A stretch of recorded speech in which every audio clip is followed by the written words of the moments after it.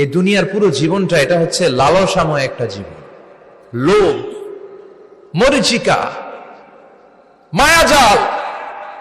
এই মায়াজালে আমরা আটকে আছি, ফলে মৃত্যুর কথা আমরা ভুলে গিয়েছি।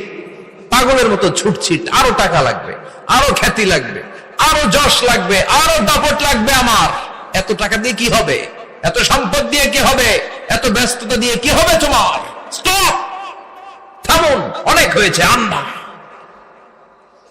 থামুন, take a rest, take a breath and think about death. Think that you have to go back to your Lord.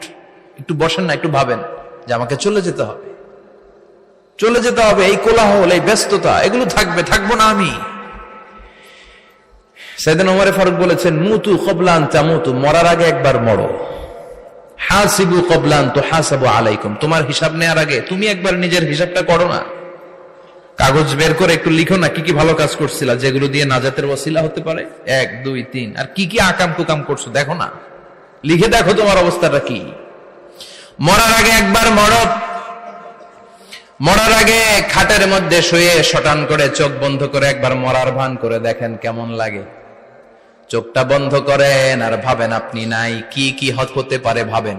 আপনার ছেলে মেয়েরা কান্না জুড়ে দিবে, আপনার প্রাণের স্ত্রী বিলাপ শুরু করে দিবে, বন্ধু বান্ধবের চিৎকার আর মাতম, স্থানীয় এলাকার মসজিদে ঘোষণা, অমুক এলাকার নিবাসী অমুক ভাই অমুকের ছেলে অমুক দুনিয়ায় নাই।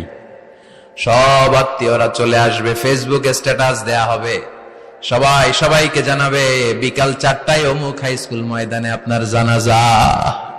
ছুটে আসবে, সবাই ছুটে আসবে আপনাকে শেষ বিদায় দিতে, গুড বাই জানানোর জন্য, আল ওয়াদা, বিদায় জানাতে আসবে সবাই।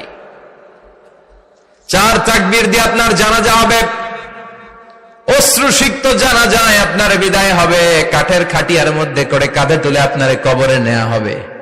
আগে থেকে খুঁড়ে রাখা কবরটার মধ্যে আপনারে বিছিয়ে দেয়া হবে।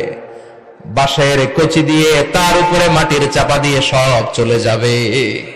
ভাবেন না একবার চোখ বন্ধ করে, this is the circle of life, this is the nature of life. এটা সবার হবে, আমার হবে, আপনার হবে। এত মায়া, এত ভালোবাসা কই যাবে? কেউ থাকবে না, সবাই আপনার অন্ধকার কবরে রেখে দিয়ে চলে আসবে। উপরে বাঁশের কঞ্চি, তার উপরে মাটির চাপা, অন্ধকার আর অন্ধকার। এই অন্ধকার যেন শেষ হতে চায় না, শুধুই অন্ধকার, ঠিক কিনা?